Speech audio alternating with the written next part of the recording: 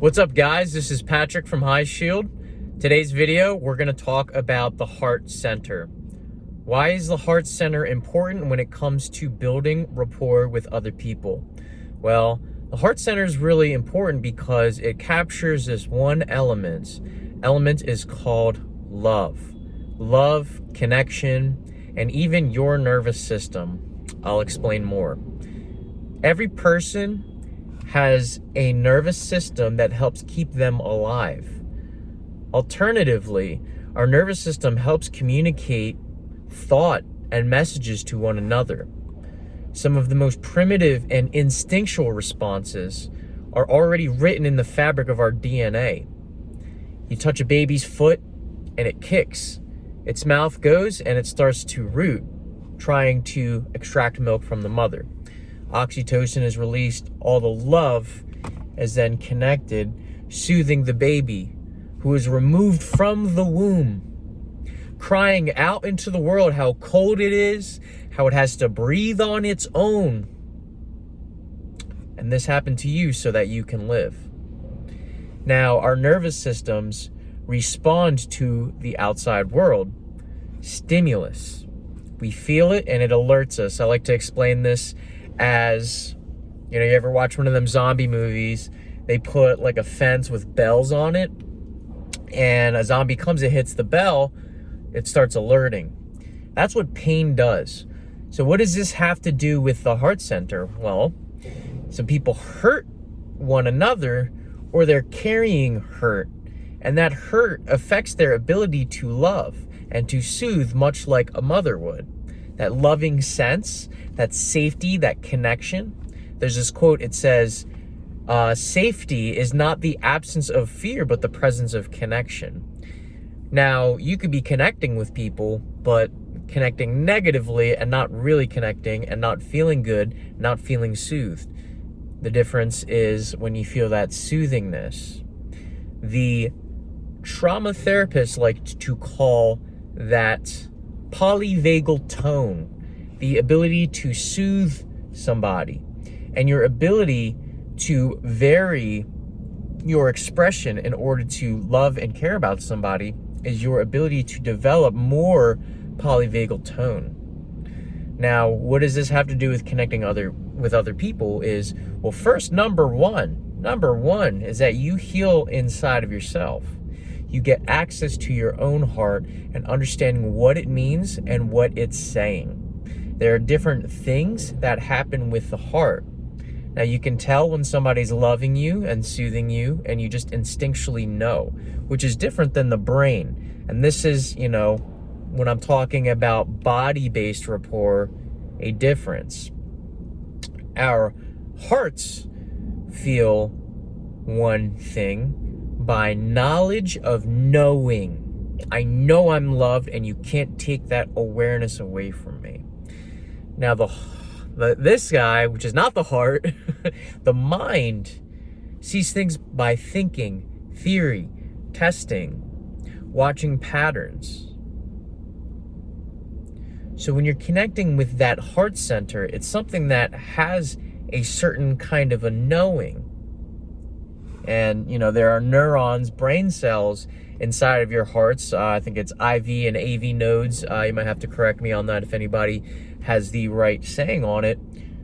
These parts of your heart connect to your nervous system. And this is super important because one person's heart might be saying one thing, but their words are saying something else. And your relationship to the words that they are saying might connect with your heart differently. Inside of yourself, your heart might be saying something really loud, calling, bringing forth something huge, amazing. And then by how the world can be, how people can be with one another, how the heart's translation can go, is that we stop listening to that heart. We tune into this mind sometimes. We let go of our heart. We don't listen to what it's saying, and it knows something. This is so important when it comes to building rapport, trust, connection with people. Because you're carrying that inside of yourself. You are robbing people. And I know there are people that they have a lot of wounds and a lot of heartbreak. And, I'm saying this out of love. You are robbing people. You are absolutely robbing people of the joy and the goodness that you are. And they don't get to see that because of how your heart has been translating. And that's not any fault of your own. It's understanding how you can heal your heart, how you can soothe your heart. And please do not get this twisted. When they say self-care and self-love, a baby doesn't come out of the womb and, the mom's like, just practice some self-love, baby. Stop crying. No, they don't do that. They nurture it, and that comes through human beings. And it's handed down, nervous system to nervous system, heart to heart, mother to child. Now, when you have people that have that vagal tone, that heart, that love, it does something to you. They have all kinds of studies on adverse childhood experiences and how that leads to addiction, promiscuity, strife, anger, imprisonment. All these kinds of things happen because this wound, this heart, has not been met. So healing this heart, connecting with this heart is so important. I want to draw your attention to two words: encouragement and discouragement. When you look at the word cora, C-O-U-R, that's in the English word. Then you have C-O-R-A with the Latin etymology. It means your heart. When we can listen to our hearts, it says something. Now, when we have discouragements from following what our heart is saying, that's teaching us something. And it's as subtle as our nervous system. There is a feeling you get in your nervous system when you're complacent and when you're stagnant or when you're spoiled, when you're tired, when you feel lazy, when you feel downhearted. That's a different feeling. And this is why the brain is so tricky, because you could be speaking discouragement into people, but you're discouraging their hearts that are not actually being shown. You're discouraging all the things that aren't the heart. You're not lazy. That's not who you are. You're not a procrastinator. Whatever those words are, that's not who you are at the core front of who you are. And it's your heart. Listen to what your heart is saying. Now, I share this with my clients. We talked about adverse childhood traumas, how that can lead to imprisonment. But what came first, the chicken or the egg? We look at encouragement. When somebody's speaking to your heart, lifting it up like a little flame, you get the kindling. You blow that life into it. You blow that into people that when you want them to have that love, that expression inside of themselves, you connect with them. And you say, and everybody loves it. Like, everybody naturally has that love to care for somebody, especially when they truly need it, because the things that are in the way are not actually in the way. They're not actually in the way when you get them out of the way. Now, when you give to somebody who is manipulating you, that's a different story. That heart ends up getting inside of the way, and you're not able to actually let it land. And that's why we have discouragement. It's like when you have a fierce vagal tone, a fierce ability to love people with rapport and connection, justice, righteousness. It's saying, I will get whatever it takes out of the way so that I can love you for who you are, not who you're not. That's the vagal tone. Discouragement, discouraging your actual heart is also part of the equation, because there are times where the people that love us the most have the ability to do the most damage because you know they love you. And how many times have you done that? Causing pain to somebody that you know they didn't deserve that. Discouragement, you know it in your heart. Don't do that. It hurts your heart.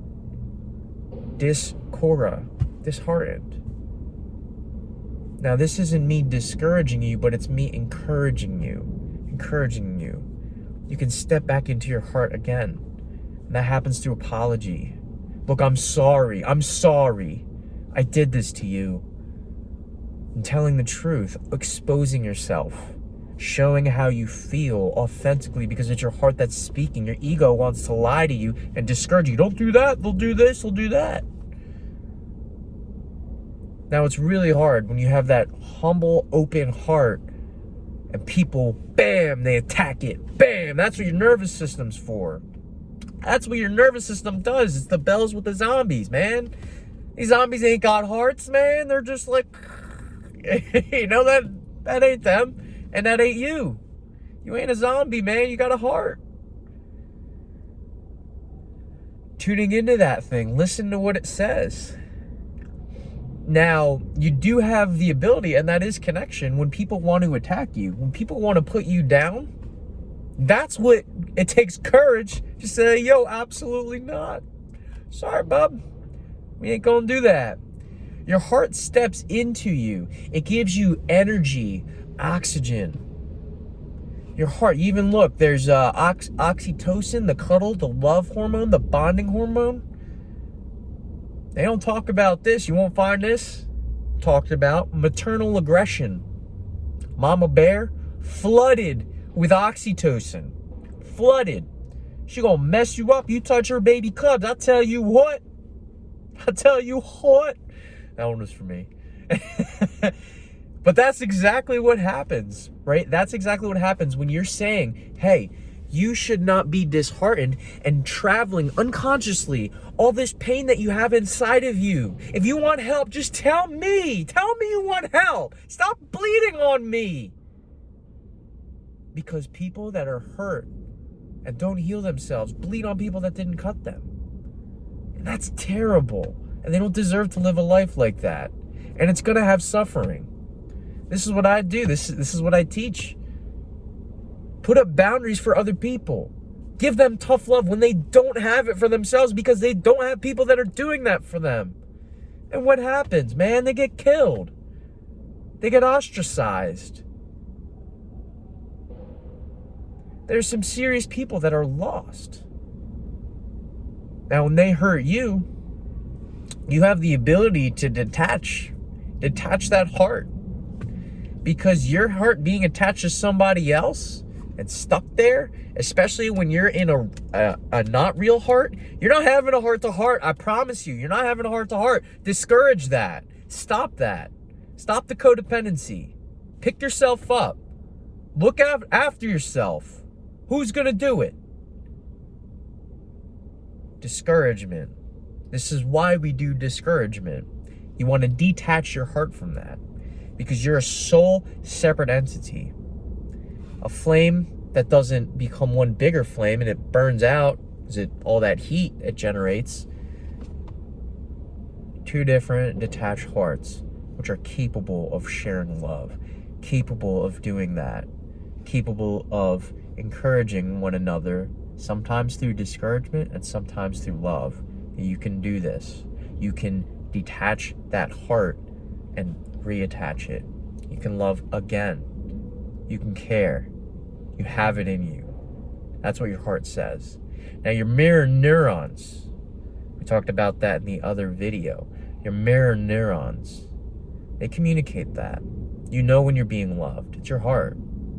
You know when somebody else is caring about you as well, when you're connected deeply and intimately. So use that. Use that memory, use that feeling, because your heart does know. Maybe your mind doesn't even know. Mind blown. Because here's the thing, and we'll get on this when we do the mind rapport, being of the same wavelength, if you will. This thing serves this thing. It serves, I'm pointing at your heart, if you know, it serves that thing. That's what it does. So be encouraged. When you're speaking on stage, maybe you're giving an event, maybe you're meeting somebody else, maybe it's an attractive person. Your heart starts beating. And then it's telling you, hey, take action.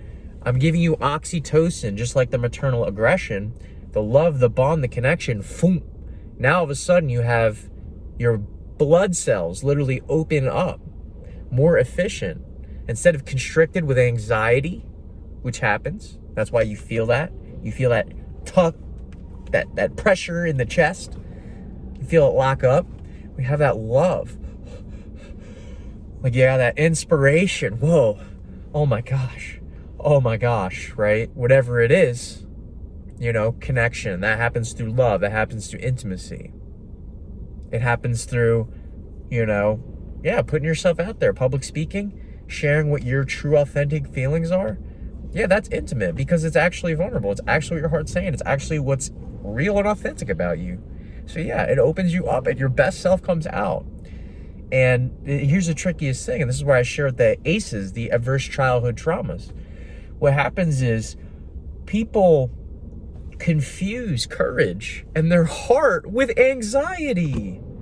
If anything, I would say discouragement. When you have a beautiful heart and somebody pokes on it or you don't listen to it, that's what you want to call anxiety, not courage. Courage is so good for you. It's so healthy. It's so helpful. It brings out your best self.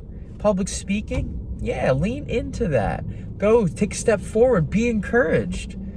You know, Excelsior. Step into that. That's what it is. So when we have that discouragement or that anxiety that kicks in, that's a mislabel. And this is typically what happens. And it's really important that you develop morality. Morality has to do with life and death. It's taking this thing and moving it to the nervous system. Morality, life or death, things that will get you killed, things that will lead to damage, pain, suffering. That's why we have morality. Now, what happens is people that don't have that guidance, that tough love, like, yo, listen, I mean, this is real tough love. When somebody's like, listen, your actions lead to people dying.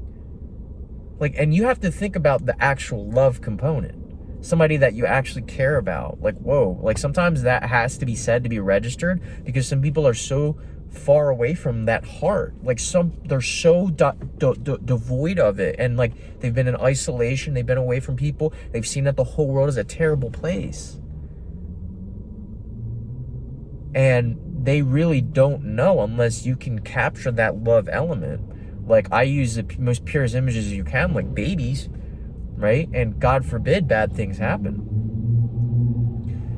And, you know, people have an inherent morality because you immediately feel that because there's the cute, you know, the baby, you know, it's, oh, yeah, baby, oh, so cute, baby, right? And, you know, that needs to be protected. And some actions really cause that to be lost. And that speaks. The heart feels that. It feels that pain. It says, hey, I commit myself to making sure that pain doesn't happen. That's commitment. That's your nervous system. But guess where that's coming? Your willpower. Your heart. Stand up for what's right. This gets mixed, though. This is where it gets mixed up when you have adverse childhood experiences when people never had this explained to them. The value of life. The value of their own life. So, and these people, this is oppression. This is what oppression says. People get oppressed. They're told not, you can't do this, you can't do this, this. And it's just no to everything. And that eventually you end up hitting discouragement. Well, what can I do? You eventually have fun and then they're like, nope. No freedom. And people get institutionalized and their heart is just calloused, it's destroyed, it's stomped into because they were never given that ability to love. because nobody showed it to them. They damaged that love component.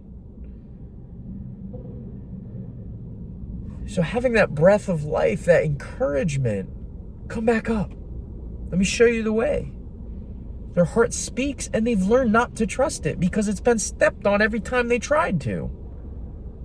And if this is relating to you, man, I feel you. I know you. I know where that heart is at. And I want not just you, but I want all these people that watch this video to understand this, because if you can connect with your heart, you connect with other people, man, you will heal the world.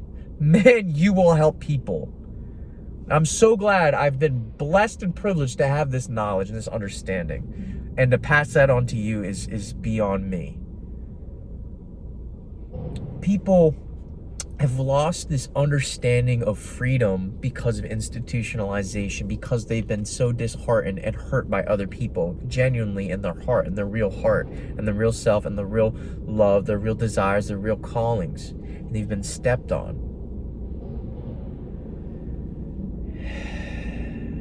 You know, when is it going to stop? This is what it looks like, though.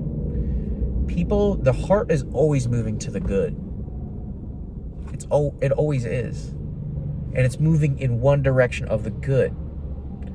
But development of morality, taking that and shift it up to brain, is knowing what is fully good and good for everyone, not just one person, not just for your oneself.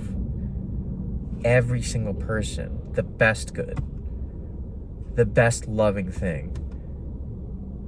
And this is typically what it looks like. Say a person has thievery issues or anger issues. Maybe they've never got to have freedom, to be allowed to have psychological space, air. That's the detachment. To feel understood. It's like you're detached from whatever was your relationship to the heart. You know, and I say there's the heart never mistaken a breath of fresh air. The person never mistakens it. You know, we'll talk about the lungs when we talk about lung rapport and breathing rapport, but they're integrated. The heart and the lungs, they're together. They work together in, you know, as a team. And, you know, what typically happens, and, you know, it's looking with compassion. Really, that's what it is you have people that they want freedom, or they want food, or they want somebody to not starve. And they have that, and they have it in their heart. Like they are really, you know, it's just tragic. The only way that they've seen the way to get their heart, or to show, or to get that good, has through crime. Like, the person wasn't trying to be greedy. It was like, no, they were actually found a way that they can assert themselves and their own individuality and their own freedom, because they never got to do that.